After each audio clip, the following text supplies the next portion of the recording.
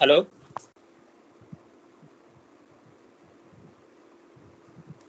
Good morning sir. आवाज आ रही है हमारी? आ रही है सर आपकी आवाज़। तो आज क्या करना है? इसका कॉल आया था, जहांगीर से बात हुई क्या तुम लोगों की?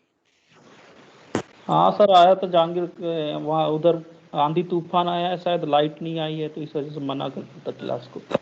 हाँ, मैं भी थोड़ा हमारे यहाँ नेटवर्क का इशू तो चल ही रहा है।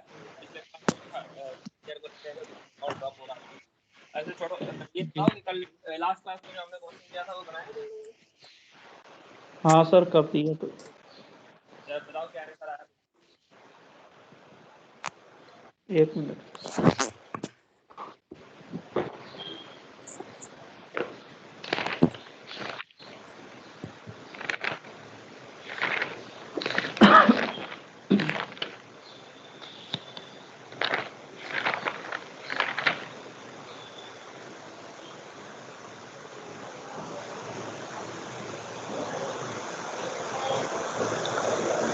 सर 18 डेज पर आ रहा था 5295 टोटल कॉस्ट।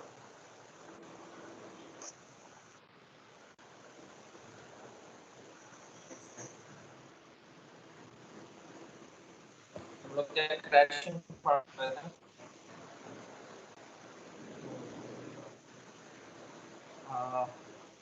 एक मिनट।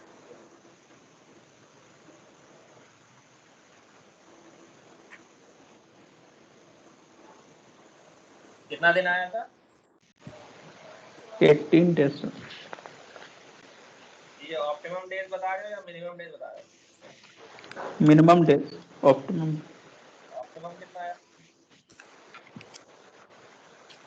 सर 18 डेज आया था। ठीक है, 18 डेज क्या था? ऑप्टिमम था या मिनिमम था? Optimum sir. तो मिनिमम वाला का क्या आंसर आया?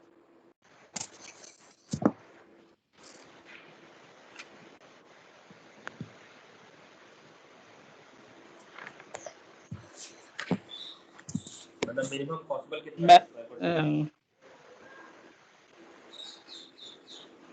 मतलब सर समझे नहीं, ऑप्टिमम मतलब ऑप्टिमम टाइम मतलब सर क्या है? ऑप्टिमम का मतलब ऑप्टिमम ड्यूरेशन हुआ, मतलब जहाँ पे तुम्हारा मिनिमम कॉस्ट लग रहा है। और मिनिमम टाइम का मतलब हुआ कि तुम इसको कम से कम कितने दिन के अंदर कर सकते हो, उसका भी एक लिमिट होगा ना। तो तो सर ऑप्टिमम तो 18 डेज तक था। हाँ, ऑप्टिमम सही आया तुम्हारा। हम तुमसे पूछे हैं, बताओ मिनिमम ड्यूरेशन कितना आया इसका। क्वेश्चन में दो चीजें लिखी हुई है ना। Yes sir. मिनिमम ही पूछा है। मिनिमम का मतलब ये हर एक्टिविटी के साथ आपको यहाँ पे दिख रहा है कि कम से कम आपको इतना समय लगेगा ही करने में। इसके हिसाब से आपको ये भी बताना होगा कि आपको मिनिमम कितना समय लगेगा। वो कैलकुलेट किया आपने?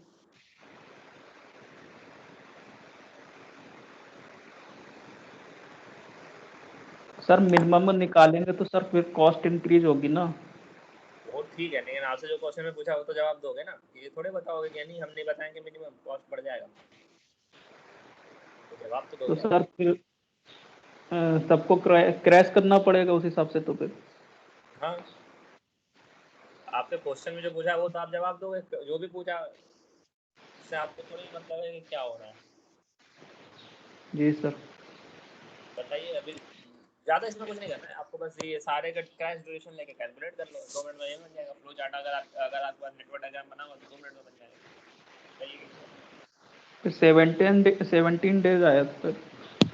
17। बाकी और लोग, नंदिनी, तुषार, मोहित, तुम लोग का? सर हमें इस क्वेश्चन में बहुत काफी ज्यादा कंफ्यूजन है। बताइए क्या कन्फ्यूजन है। सर कंफ्यूजन ये है कि वो इसमें सर जो बनाते हैं ना कॉम्बिनेशन, हाँ हाँ, सर वो कैसे बनाते हैं? वो देखेंगे कि जहाँ पे आपका सबसे कम कॉस्ट लग रहा हो उसके हिसाब से अगर आप ड्यूरेशन को कम कर दे रहे हैं वो कॉम्बिनेशन आप यूज करेंगे। सर अभी इसमें ये क्वेश्चन क्या था, 18 डेज आया था इसका ऑप्टिमम 18 डेज टाइम। आया था। तो सर ऑप्टिमम 18 कब आ डेज रहा ऑप्टिमम टाइम आ रहा है, तो इस मतलब कब तक करेंगे इसको क्रैश? ये भी तो उसकी लिमिट नहीं है क्या? है? ऐसे जब तो आप सर क्रैश करते ही जाएंगे, उसका तो फिर क्रिटिकल पाथ नहीं, बनता ही जाएगा सर पूरा। नहीं क्रैश करते जाओगे। अभी जैसे बताया मिनिमम ड्यूरेशन आ रहा है ना तुम्हारा 17 डेज। इससे ज़्यादा आप 17 से नीचे क्रैश नहीं कर पाओगे। सर क्यों 17 से कम क्यों नहीं कर सकते? करके देखो, नहीं हो पाएगा। हर किसी भी आप बताया हुआ है ना, जैसे एक्टिविटी 1 to 2 है। मेरा स्क्रीन नहीं आ रहा है क्या आपके सामने? सर आ रहा है। ये नहीं दिख रहा है।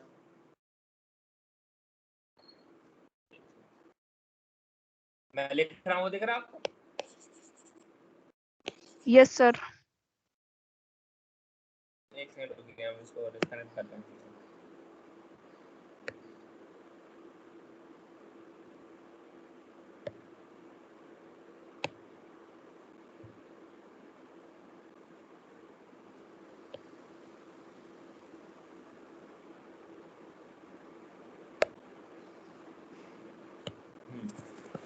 तो यहाँ पे जैसे एक्टिविटी 1 to 2 दिया है, आप इसको 7 दिन में बोला है नॉर्मल ड्यूरेशन है।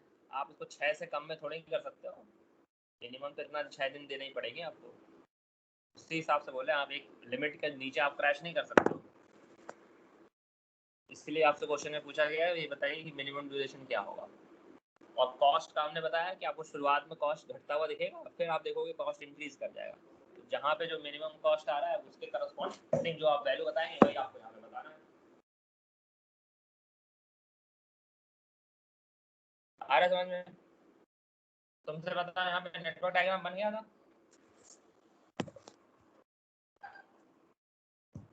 Anjani, yes sir, network diagram बन गया था सर। ऑप्टिमम टाइम भी आ गया 18 डेज, लेकिन उसमें कंफ्यूजन रहता है कि आगे कब तक सॉल्व करेंगे। सर उसमें क्रैश करते हैं तो उसका क्रिटिकल पाथ दूसरा बन जाता है सर, फिर उसको भी वो क्रैश करना पड़ता हाँ है। वो आपको तब तक देखते रहना है जब तक आप देखोगे शुरुआत में कॉस्ट घट रहा होगा, फिर एक समय आएगा कि आपका फिर इंक्रीज होने लगेगा। तो जहाँ पे रुका, जहाँ इंक्रीज होना शुरू किया, आप एक स्टेप करेंगे और उसके बाद जो मिनिमम आपका था वो आपको मिनिमम वहाँ तक आपका बेसिकली ऑप्टिमम सॉल्यूशन आएगा। यही आपको बेसिकली यहाँ पे डिसाइड करना है। अगर आप क्रैशिंग का तरीका सही कर रहे हो तो शुरुआत में आप देखोगे क्रैश में जो कॉस्ट है वो धीरे धीरे ग्रेजुअली इंक्रीज करेगा, उसमें आपका कोई चेंज नहीं दिखेगा। चलिए इसको एक बार हम आपको सॉल्व करके देखते हैं। बाकी रोहित तुमने बनाया? रोहित और तुषार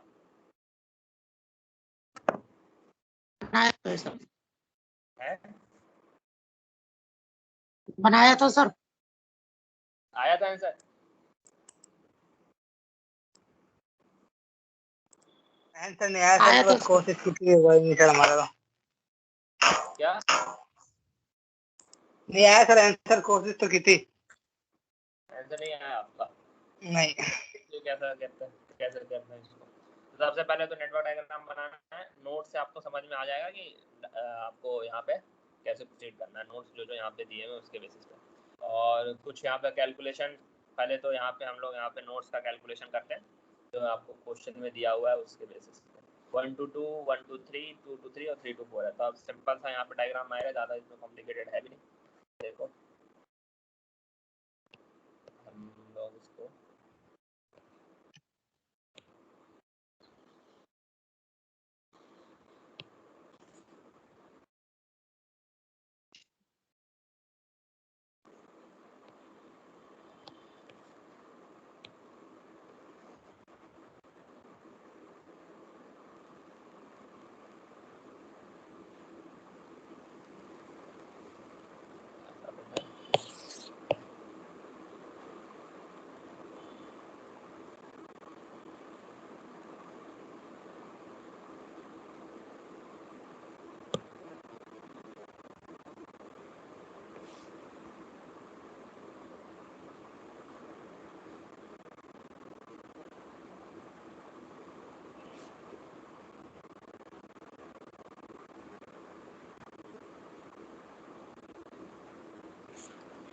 तुम तूफान आया, बारिश हो रही है?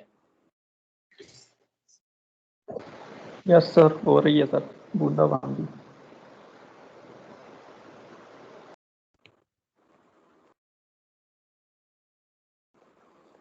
और ये जो एक्टिविटीज थे क्या क्या थे? 1 to 2 P Q R S।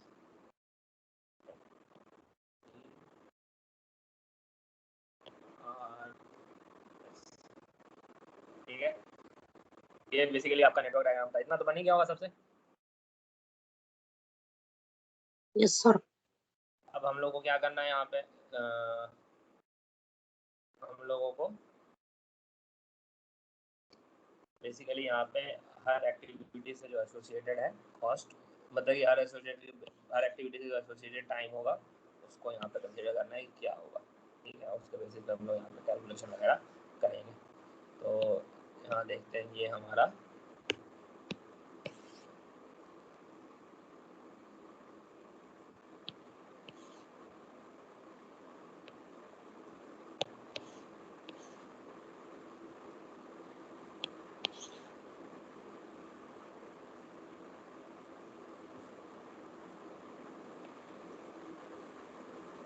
ठीक है।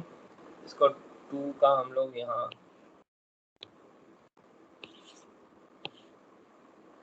लिखते हैं, ठीक है। तो सबसे पहले हम लोग बात करेंगे फॉरवर्ड पास करते हैं तो कितना होगा, ये 0 और पी का ड्यूरेशन वगैरह यहाँ पे दिखा हुआ है। नॉर्मल ड्यूरेशन पे काम करते हैं 7, ये हो गया आपका 7। एक सेकेंड, 6 है, 1 to 2 आपका पी, ठीक है।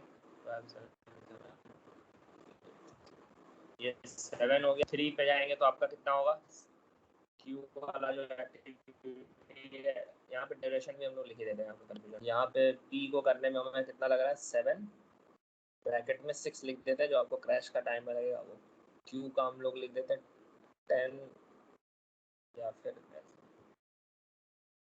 10 ब्रैकेट में 8। आर के साथ जो टाइम है वो हो गया 5 ब्रैकेट में 3, और एस के साथ जो है वो 9 ब्रैकेट में 8, ठीक है।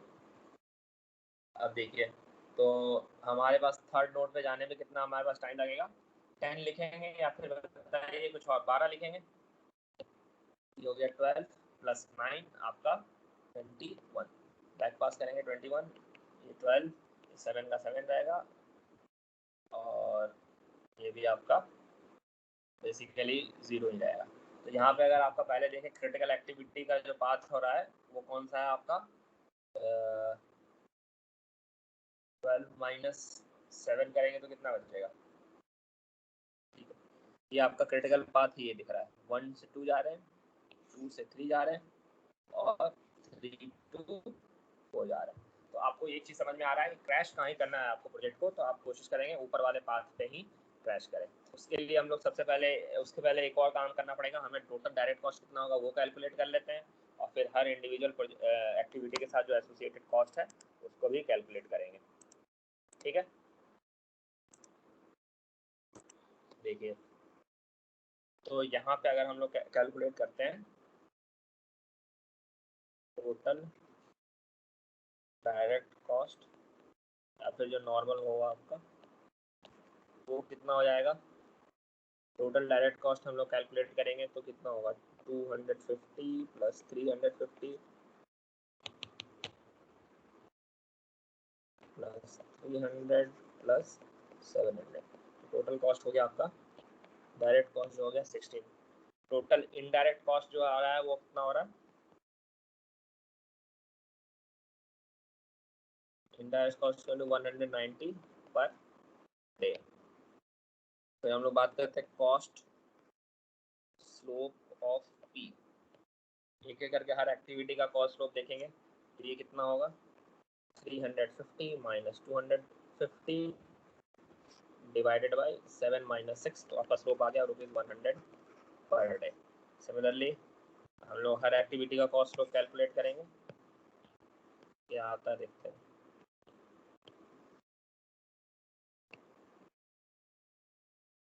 हर एक्टिविटी का करेंगे, पहले पी के बाद हमारा आ रहा है क्यू, क्यू का कितना हो जाएगा 500 माइनस 350 ओवर 2 डेज, तो हमारा कितना हो गया बेसिकली 150 डिवाइडेड बाई 2, तो हो गया आपका 75 पर डे। आपको समझ में आ रहा है हम क्या कर रहे हैं या नहीं आ रहा है,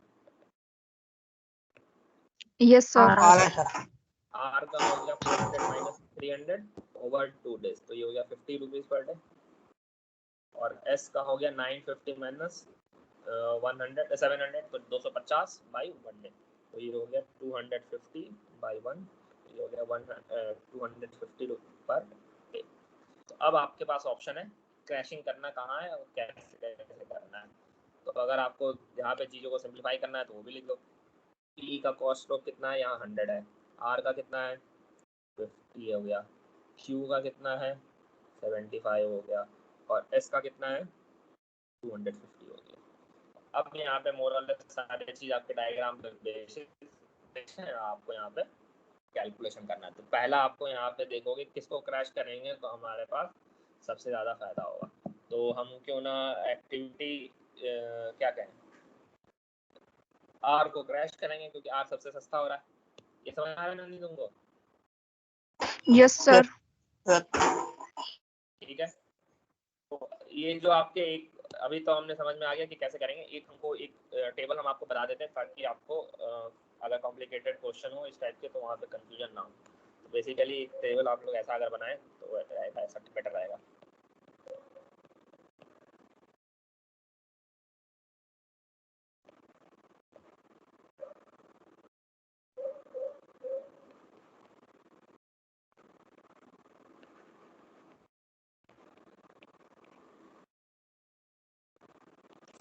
तो जो आप स्टेप करते जाएंगे उसको यहाँ पे हम लोग यहाँ पे दिखाते जाएंगे कि हमने क्या क्या किया है। मोरलेस 4-5 स्टेप लगेंगे हमें।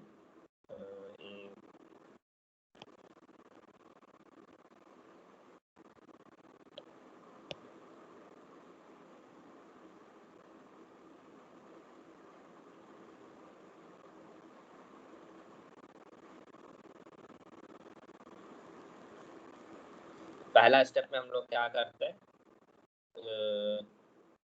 पहला स्टेप में हम लोग क्या करेंगे, क्रैश सब कुछ नॉर्मल कॉस्ट हो रहा है, मतलब कि यहाँ पे अभी कोई क्रैशिंग नहीं कर रहा है, नॉर्मल मतलब नो क्रैशिंग। हमने देखा पूरे प्रोजेक्ट को करने में 21 दिन लग रहे हैं। इनडायरेक्ट कॉस्ट आपका यहाँ पे कितना आ रहा है, हमने यहाँ पे कैलकुलेट किया 190 इंटू 21, तो कितना हो जाएगा 3990। डायरेक्ट कॉस्ट कैलकुलेट किया हुआ 1600, ये 1600 डायरेक्टली यहाँ लिख सकते हैं। और टोटल कॉस्ट यहाँ पे दोनों का सम हो जाएगा तो 630 हो जाएगा आपका 5590। ठीक है, ये आपका नॉर्मल ड्यूरेशन हो गया।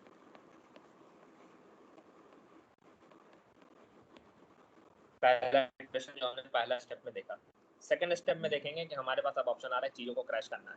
तो हमने क्रैश किया लेट्स से एक्टिविटी आर को। एक्टिविटी आर को मैक्सिमम 2 दिन से क्रैश कर सकता है, तो 2 दिन का क्रैश कर दिया हमने। तो ये क्रैश आर बाई 2 डेज, 2 दिन से क्रैश करेंगे तो हमारा क्या होगा, तो ड्यूरेशन 19 हो जाना चाहिए।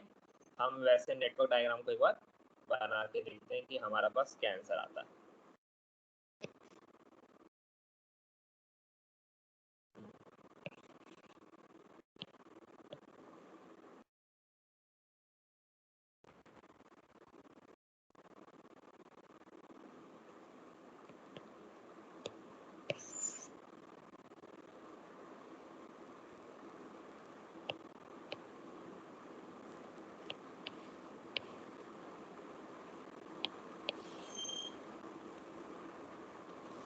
इसको थोड़ा सा नीचे कर देते हैं।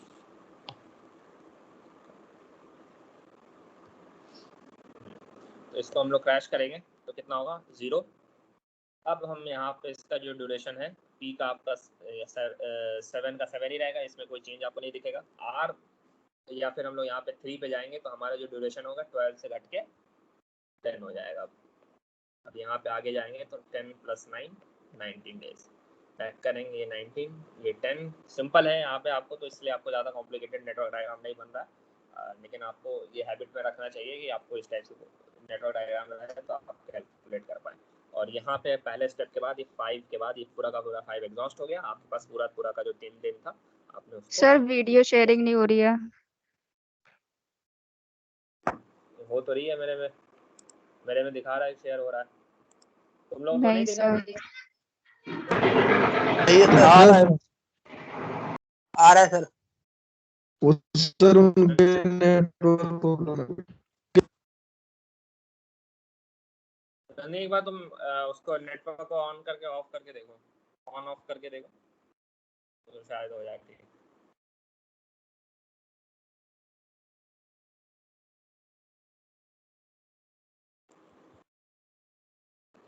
तो पहला हमने क्रैशिंग किया तो हमारे पास जो फाइनल ड्यूरेशन आया वो हो गया अब 19 डेज का।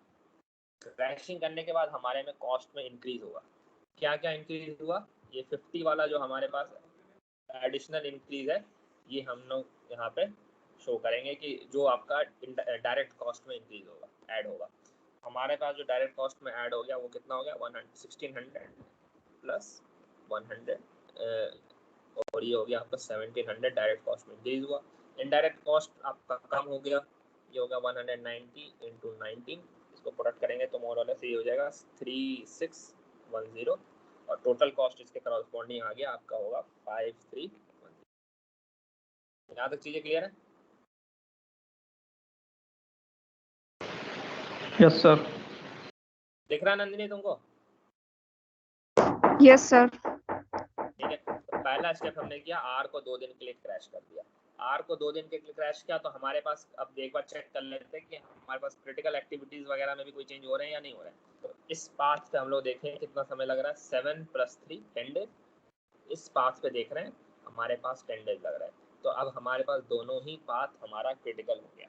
अब हमें क्या करना पड़ेगा? ड्यूरेशन कम करना है तो यहाँ पे भी कम करना पड़ेगा या फिर यहाँ पे भी कम, दोनों जगह साथ में कम करना पड़ेगा। ठीक है, तो हमें कॉम्बिनेशन चूज करना पड़ेगा कि इस पाथ में कम करें या फिर इस पाथ पे कम, इस पाथ प्लस इस पाथ में कम करें या फिर यहाँ पे कम करें। कहाँ पे सबसे मिनिमम कॉस्ट होगा उसी के बेसिस पे हम लोग प्रोसीड करेंगे। तो क्रिटिकल पाथ ये भी हो गया, तो हम लोग इसको भी रेड से दिखा देते हैं और नेक्स्ट देखते हैं कि किस चीज़ को हम लोग क्रैश कर सकते हैं थर्ड स्टेप में जो आएगा वो। तो थर्ड स्टेप में देखते हैं हमारे पास ऑप्शन क्या है। अगर हम लोग पाथ 1 2 3 मतलब पी आर में से क्रैश करेंगे और क्यू में से क्रैश करेंगे तो हमारे पास कॉस्ट कितना हो जाएगा? अगर हम लोग अब आर को तो क्रैश कर ही नहीं सकते, हमारे पास ऑप्शन है पी को क्रैश करने का। तो पी को क्रैश करेंगे तो हमें 100 बढ़ाना पड़ेगा और क्यू को क्रैश करेंगे तो 75 बढ़ाना पड़ेगा। तो टोटल इंक्रीज 175 का होगा। सिमिलरली अगर हम एस को क्रैश करते हैं तो 250 का इंक्रीज होगा। तो हम लोग एस वाला को नहीं करेंगे, पी और क्यू को साथ में क्रैश करते हैं।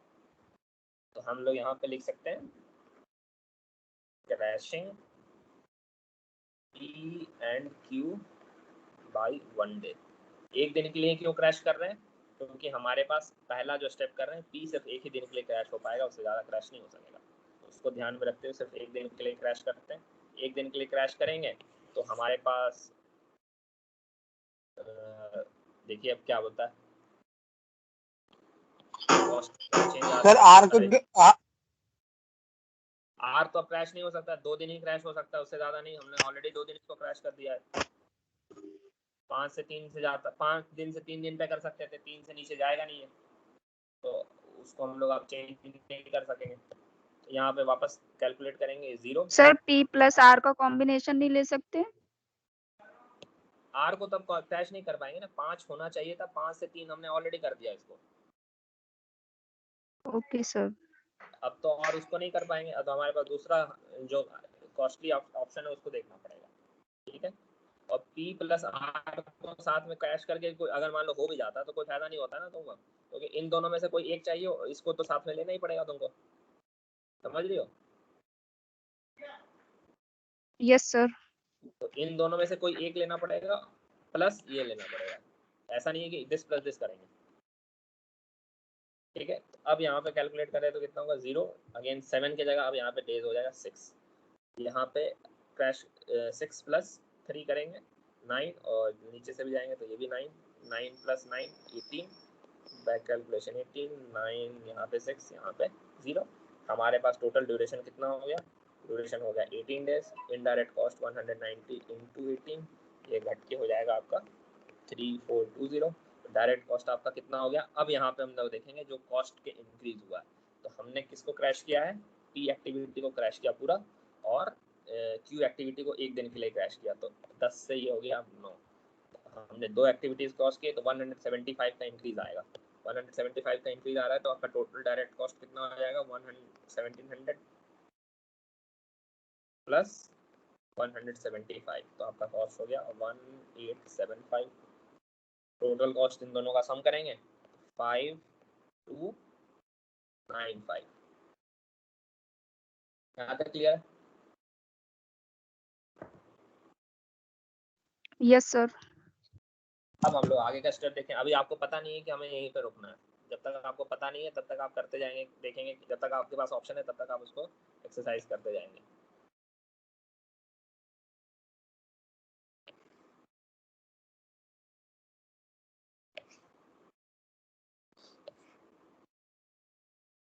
एक्टिविटी 4 मतलब फोर्थ ऑप्शन।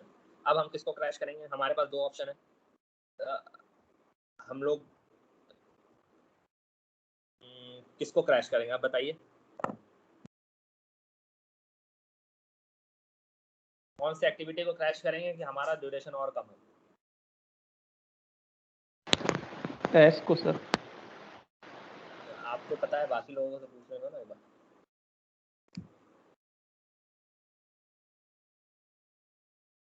सर पी और क्यू तो होगा ही है, एस को करेंगे ना। हाँ, ये आपको ध्यान रखना पड़ेगा, एस को ही क्रैश कर सकते हैं, क्योंकि पी को अगर हम लोग इस सिस्टम पे जाते हैं यहाँ और यहाँ पे क्रैश करना चाहते हैं तो ऊपर वाला तो अब क्रैश हो ही नहीं सकता है। तो यहाँ पे जो मिनिमम इनको समय लगना था अब उतना तो लगेगा ही लगेगा। तो यहाँ से यहाँ जाने में आपको 9 डेज लगना ही लगना है। तो आपको अब क्यू को क्रैश करके कोई फायदा नहीं है।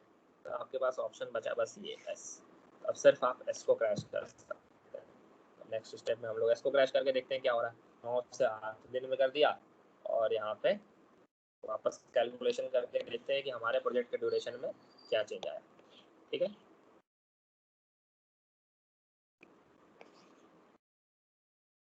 तो यहाँ पे वापस कैलकुलेट करेंगे, ये 0 का 0 रहेगा, 9 में कोई चेंज नहीं, ये भी कोई चेंज नहीं, लेकिन यहाँ से यहाँ जाके 17 हो जाएगा। तो ये 9, ये 6, ये 0। तो अब हम लोग देखेंगे कि क्रैश करेंगे, क्रैशिंग एस बाई 1 डे। हमारा ड्यूरेशन कितना हो गया? 17। कॉस्ट 119 to 17, ये हो जाएगा 3230। डायरेक्ट कॉस्ट में इंक्रीज कितना हो? 1875 प्लस इसके क्रैशिंग में कितना कॉस्ट इंक्रीज हो रहा है? 250 प्लस 250 का इंक्रीमेंट आया, आपका कितना हो जाएगा? 2125। टोटल कॉस्ट कितना हो गया आपका? 5355। ठीक है, अब यहाँ पे देखिए क्या चेंजेस हो रहे हैं। पहले आपका कॉस्ट यहाँ से यहाँ तक आपका डिक्रीज हुआ, फिर यहाँ से यहाँ तक आपका कॉस्ट इंक्रीज हो रहा है। अंतर समझ में आ रहा है? तो अगर आपसे पूछा जाए बताओ ऑप्टिमम कॉस्ट क्या होगा, तो आप ये कह सकते हैं ऑप्टिमम कॉस्ट या फिर ऑप्टिमम ड्यूरेशन, इसी करस्पॉन्डिंग होगा। ठीक है, ऑप्टिमम कॉस्ट होगा तो ये वैल्यू होगा, ड्यूरेशन पूछा तो 18 बता सकते हो। और ये 5355 क्या होगा? अब आपसे बोला जाए कि इसको ज़्यादा और क्रैश किया जा सकता है, 17 से 16 पे जा सकते हो? आप जा नहीं नहीं सकते। सर। हमने देखा इसको, इसमें अब कोई क्रैशिंग नहीं होगा और ये भी लिमिट पे पहुंच गया, अब कोई क्रैश नहीं होगा। तो हम इसको कह सकते हैं कि ये हमारा अब मिनिमम हो गया, ये हो गया मिनिमम ड्यूरेशन हो गया। ठीक है, तो क्वेश्चन में आपसे पूछा था मिनिमम ड्यूरेशन क्या होगा, तो अगर आपके पास और स्टेप होता तो आप और आगे बढ़ते जाते। अगर आपसे मिनिमम ड्यूरेशन पूछा, अगर मिनिमम ड्यूरेशन नहीं पूछा, बस ऑप्टिमम पूछा, तो आपको 4 तक तो कैलकुलेट करना ही पड़ेगा ताकि आपको पता चल पाए कि ये क्या। आपको जब तक कॉस्ट इंक्रीज नहीं होगा तब तक आप कह नहीं सकते हैं कि ये मिनिमम होगा। ठीक है, एक चीज आपको ध्यान रखना है, कॉस्ट तभी डिक्रीज करेगा जब तक आपका इनडायरेक्ट कॉस्ट का जो अमाउंट है 190 इससे कम एक्सपेंस हो रहा है आपको किसी एक्टिविटी को क्रैश करने में। मतलब अगर किसी भी एक्टिविटी को क्रैश करने में आपको 190 से ज़्यादा लग रहा है तो कॉस्ट आपका इंक्रीज करेगा। ये आपको एक तरीके से शॉर्टकट की तरह ध्यान में रखना है। तो यहाँ पे आप देख रहे हो, यहाँ पे कॉस्ट क्रैश करने में इंक्रीज हो रहा है 250 का, तो आप देखेंगे ओवरऑल कॉस्ट इंक्रीज करेगा। बाकी सब सिनेरियो में क्रैश करने में 100 और 175 लग रहा है, मतलब 190 से कम का खर्च हो रहा है पर डे के हिसाब से, तो आप कह सकते हैं कि आपका कॉस्ट डिक्रीज करेगा। आया समझ में? Yes sir. चलिए, सर पी क्यू पे हमारे पास ऑप्शन नहीं था क्रैश करने का फिर से, क्योंकि उसकी लिमिट खत्म हो गई थी। सर अगर उसकी लिमिट होती तो हम क्रैश कर सकते थे ना? हाँ, आप लिमिट होती तो आप क्रैश कर सकते हैं। अब देखते हैं कि किसमें आपका मोस्ट इकोनॉमिक हो रहा है। ठीक है, ओके सर।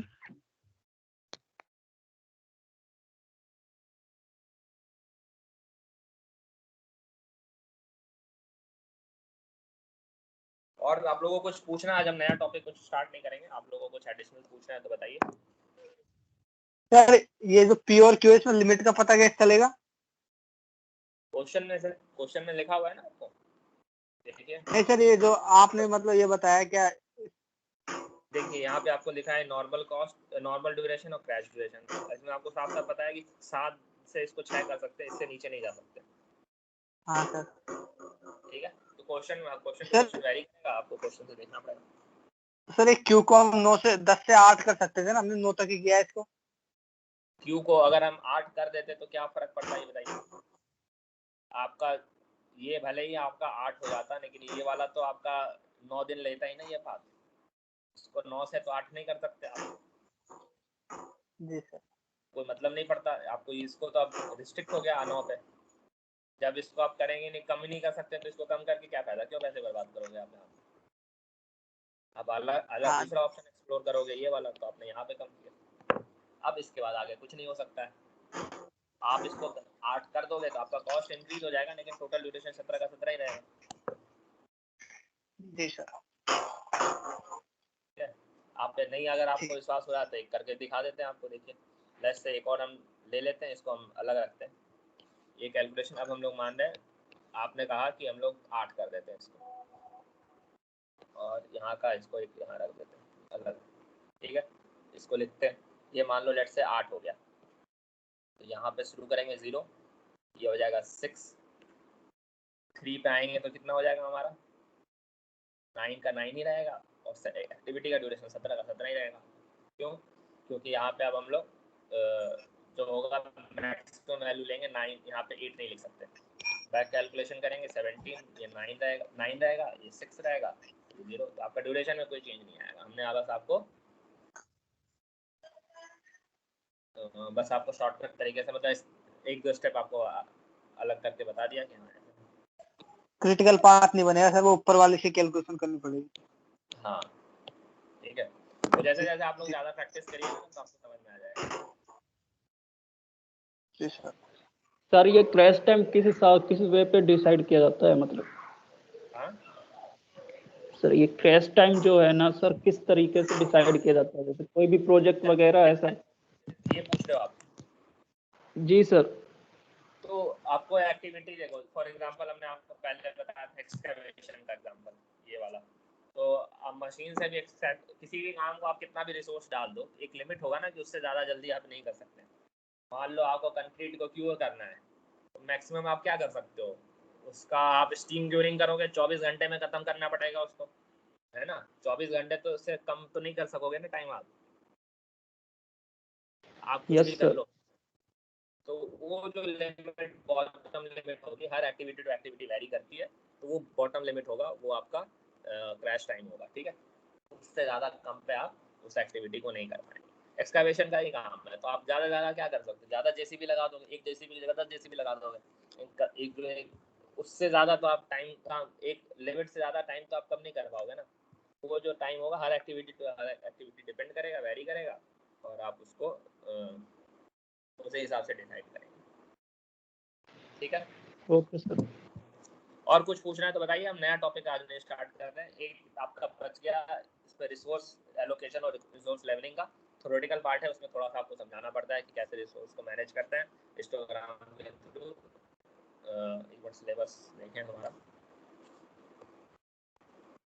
ये वाला, ये टाइम प्रोग्रेस और कॉस्ट कंट्रोल वाला जो मेजर है, इसको थोड़ा हम लोग इसको वैसे देखेंगे। ठीक है, और कुछ आपको नेक्स्ट क्लास में इसको डिस्कस करेंगे। ठीक है, और कुछ पूछना है तो बताइए। No sir. ठीक है, तो हम आज कंक्लूड कर रहे हैं क्लास।